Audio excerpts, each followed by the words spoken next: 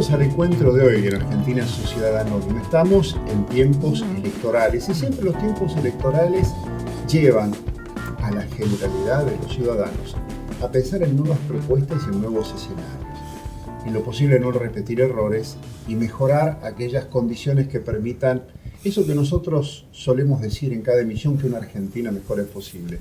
Uno de los sectores fundamentales dentro de la economía argentina, por lo que tiene como factor de desarrollo, factor de impulso, factor de integración y a su vez la movilización de muchísima mano de obra y de muchísimas industrias vinculadas, es el sector de la construcción. Por eso, Julio, te agradecemos que nos recibas aquí, presidente de la Cámara Argentina de la Construcción, Julio César Crivelli, para que nos cuentes cuáles son las propuestas que tiene la Cámara Argentina de la Construcción y que en estos momentos adquieren especial dimensión. Bueno, muchísimas gracias, primero por la difusión, la oportunidad de difundir las propuestas y las ideas de la Cámara, ¿no? Bueno, sin duda sí, la industria de la construcción es en todos los países un protagonista central de la economía y del bienestar. Ahora, en nuestro país es más importante todavía porque en nuestro país, entre comillas, no está construido. O sea, nuestro país tiene un enorme déficit de infraestructura y un enorme déficit habitacional. Y el déficit de infraestructura es el causante fundamental, o una de las causas fundamentales, de que la economía argentina no crezca. Porque la virtud de la infraestructura, que es a lo que se dedica gran parte de la industria de la construcción, es generar capital privado asociado. O sea, la construcción de la Panamericana, una obra de 450 millones de dólares, que estaba planeada desde la época de Frondizi, en los fines de los 50, se construyó mediados de los 90, o sea, 30 años de demora. La Panamericana generó a su lado dos ciudades lineales que no existían, una ciudad, Pilar, que no existía, con todo tipo de inversión privada, desde kioscos de cigarrillos hasta multinacionales, pasando por el medio de lo que quieran. Y todo eso lo que generó es empleo, o sea, esas inversiones generan empleo y el empleo es lo que disminuye la pobreza. Entonces, en esa ecuación famosa, digamos, inversión, empleo, pobreza, que es la ecuación trágica de Argentina, porque Argentina no genera inversiones desde hace casi 20 años, o sea, genera inversiones, pero las inversiones son menores a la amortización. Esto es una estadística del Banco Central. Entonces, cuando la inversión es baja, como en Argentina, muy baja, no genera empleo, y al no haber empleo, lo que hay es pobreza. Hay gente en la calle que no tiene trabajo. La construcción no solamente genera empleo directo, por cuando se hace la obra, que se dura 1 año, 2 años, 3 años, lo que dure la obra. La construcción genera empleo permanente porque si las obras de infraestructura están bien elegidas, lo que generan es inversión privada y esa inversión privada genera empleo permanente que disminuye la pobreza. Esa es un área. Y la otra área es el área de la familia, de los valores, de la educación. Ese área, uno de los, por supuesto, está la educación propiamente dicha, está la salud, hay un montón de factores. Uno de los factores centrales, sin duda, es la vivienda. Tenemos 3 millones de déficit de viviendas. Entonces, así como tenemos un enorme déficit de infraestructura, tenemos también déficit de viviendas. Y esto provoca, evidentemente, una desestructuración del sistema familiar, de los valores, de un montón de cosas que se ven en la sociedad argentina, ¿no es cierto? La sociedad argentina era mucho más estable desde el punto de vista de su estructura de valores 30 años atrás que hoy. Y una de las causas era que había más vivienda. Otra de las causas es que había mucho más empleo. Así que la construcción es un elemento estratégico esencial para la sociedad en esta concepción binaria infraestructura-vivienda, un elemento estratégico esencial para el crecimiento económico. sin crecimiento económico no hay empleo. Y sin empleo no hay pobreza. En esta exposición, uno lo que está pensando es que, por ejemplo, el sector privado tiene una participación, pero también es importante que el Estado determine políticas. A veces estamos faltos de crédito, otras veces estamos endeudados, pero indudablemente el país no puede dejar de hacer. ¿Cómo poner esta ecuación dentro de políticas de Estado que las hagan viables? Bueno, lamentablemente el drama macroeconómico argentino es de muchos años. Argentina se ha empeñado en tener un gasto público, ahora llegamos a 47 puntos del producto. Bueno, este gobierno no ha podido casi bajar, creo que bajó 2 puntos o algo así, pero es muy poquito. Piensen ustedes que ya era alto el gasto público en la administración Menem, tenía 26 puntos del producto. Cuando termina la administración Fernández teníamos 47 puntos, ahora tenemos creo que 45. Digamos, la distorsión macroeconómica que esto causa es enorme, y es muy difícil que en el marco de la distorsión macroeconómica los actores internos inviertan, porque el Estado no tiene plata. Los estados son concepciones institucionales vacías. Tienen plata porque los ciudadanos se la dan. Ahora, si los ciudadanos no producen, no tienen plata para darle al Estado. Claro. Y el Estado se vuelve pobre. Entonces, nuestro Estado es un Estado pobre, que se financia con deuda y con inflación. Con lo cual, entramos en el círculo vicioso. El que se financia con deuda y con inflación, al día siguiente es más pobre de lo que era. De manera tal que hay que quebrar este círculo vicioso. Argentina, este gobierno ha hecho un esfuerzo muy grande por hacer infraestructura, hizo los PPP, hizo obra pública común con fondos de presupuesto y también ingresó tibiamente en un programa de estímulo a la vivienda privada. Bueno, todo eso hay que incentivarlo enormemente. En algún momento dado, estamos hablando de un Estado pobre porque tenemos una economía pobre. El que fuera ministro de Economía, José Luis Machinea, dijo que la inversión en obra pública no era una inversión, sino que era un gasto. Uh-huh. Sin embargo, en países desarrollados como China y Estados Unidos, se utilizó la inversión en obra pública como una medida contracíclica frente a la recesión. Indudablemente, el próximo periodo administrativo, sea con la actual administración o con otra administración, tendrá que tomar en cuenta estas variables de desocupación y a su vez de generación de nuevos escenarios de la economía que tienen que ver con el tema del transporte, que tienen que ver en lo que le cuesta llevar la producción a la Argentina a los puertos. Esto es los ferrocarriles que fueron desactivados. ¿Cuál es, de alguna manera, la propuesta, las ideas que ustedes tienen en función de una propuesta al respecto? Bueno, y digamos, en un escenario de escasez de fondos, lo primero que habría que hacer, a nuestro juicio, es hacer algo que han hecho varios países. Cuando yo era chico nos copiábamos de Francia y de Italia, ahora nos copiamos de Chile y de Colombia, ¿no? Eso no quiere decir nada de malo, pero quiere decir que hay otros países en Sudamérica que han evolucionado y nosotros no. Bueno, en la mayoría de los países existe en Argentina sería una agencia federal de infraestructura. Le pueden poner el nombre, se le puede poner el nombre que uno quiera, ¿no es cierto? En Chile se llama Consejo Nacional de Inversiones, donde normalmente está el sector público y el sector privado. ¿Por qué está el sector privado? Porque es fundamental que el sector privado diga a dónde hacer la infraestructura para que esa infraestructura genere capital privado asociado. Hacemos acá la pausa. ¿Cómo no? Y dejamos con un interrogante a nuestros televidentes.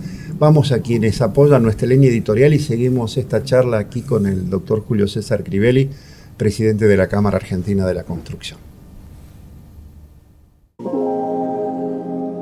Argentina Sociedad Anónima, un programa de complementaciones y no de controversias, es patrocinado por ADE, una empresa que habla su mismo idioma con las respuestas que usted necesita, con sus divisiones Medicina, Física Nuclear, Industrial e Investigación. Conuar FAE, una empresa argentina que exporta tecnología a los mercados más exigentes. Copsol, empresa de ingeniería. Proveedora de las industrias automotriz, aeronáutica y nuclear. 30 años de experiencia contribuyendo al desarrollo nacional. Convierta su hacienda en un producto de exportación. Consúltenos en www.ccpfoods.com.ar o tome contacto con Eduardo Bedoya al 54911 3032 2955.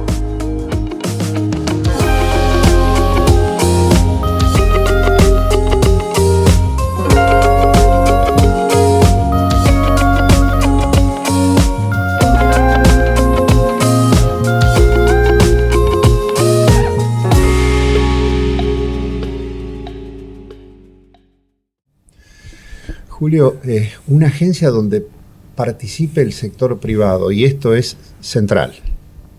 Nosotros tenemos una enorme dispersión de los fondos dedicados a la infraestructura. Hay fondos de todas clases, fonditos. Cuando uno suma toda esa cantidad de dinero, es bastante. No es suficiente, ni lejos. Pero no es poca. Pero no es tan poquita.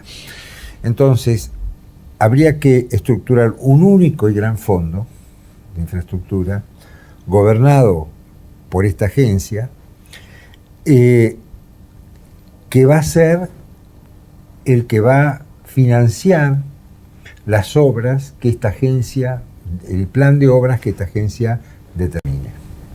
Y ese fondo debería financiar apalancando. ¿Para qué? Para que se puedan emitir bonos contra ese fondo, o obligaciones o títulos contra ese fondo, de manera tal de tener anticipado mucho más dinero para generar un plan de obras transformador.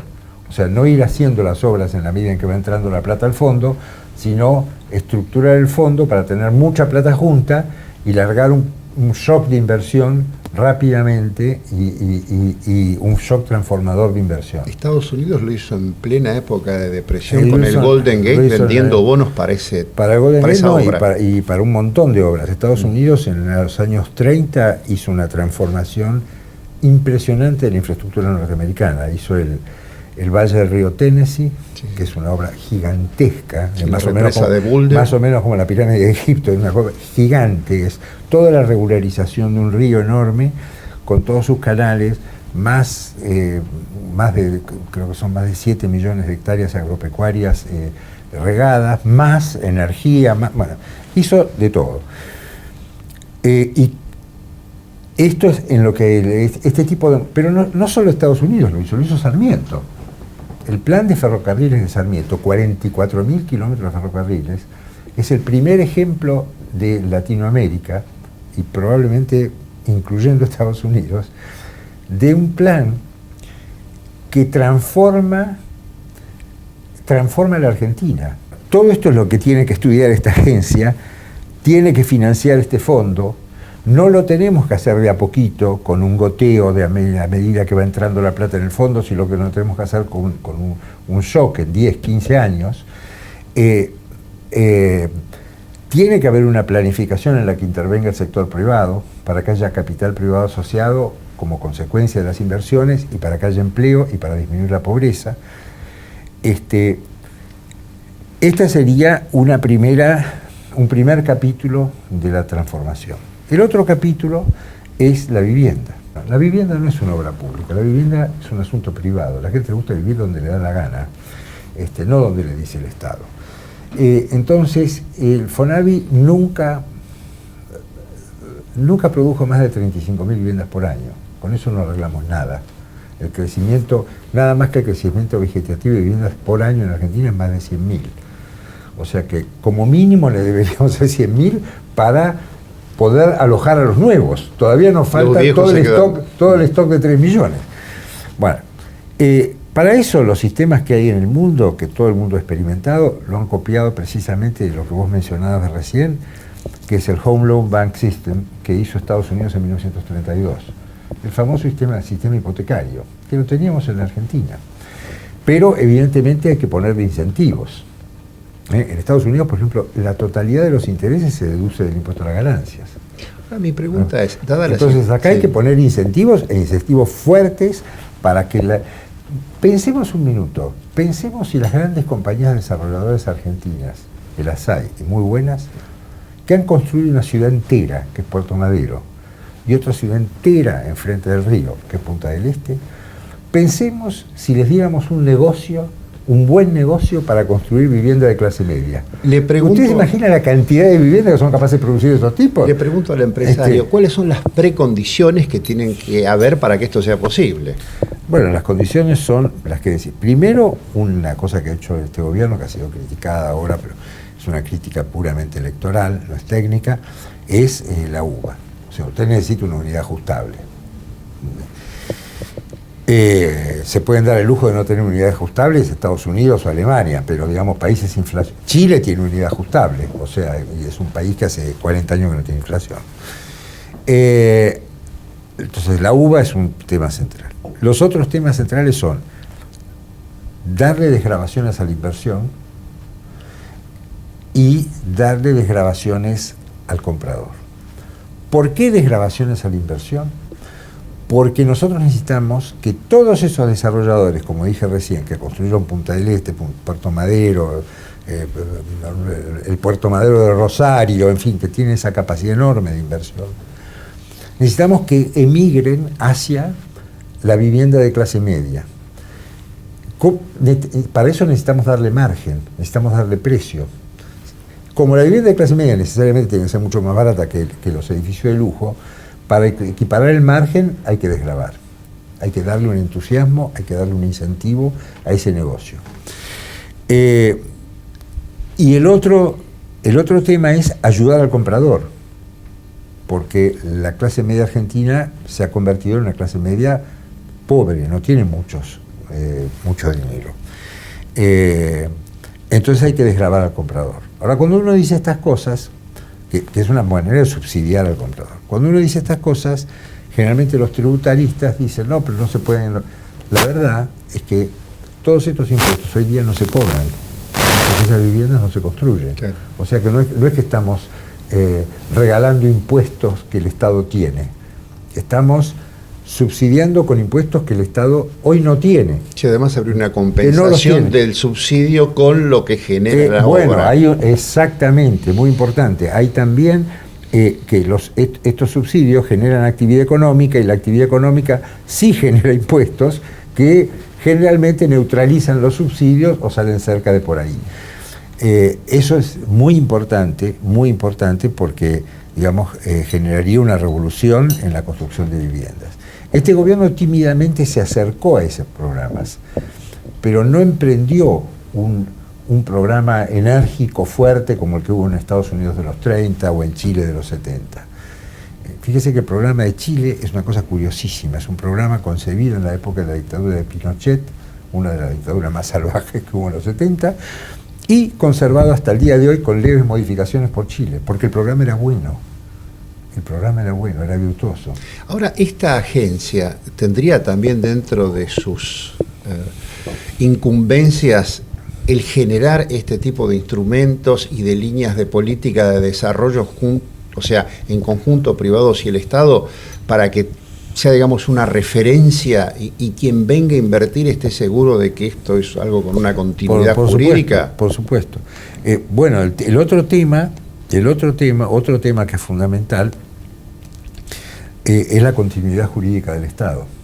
Yo he visto en el norte de Italia hace muchos años, no sé cómo es ahora con todos los líos que pasan, pero en el norte de Italia he visto construirse fábricas en el medio del campo, porque en el programa de obras de la región Lombardía, ni siquiera del Estado italiano, de la región Lombardía, por ahí pasaba un camino.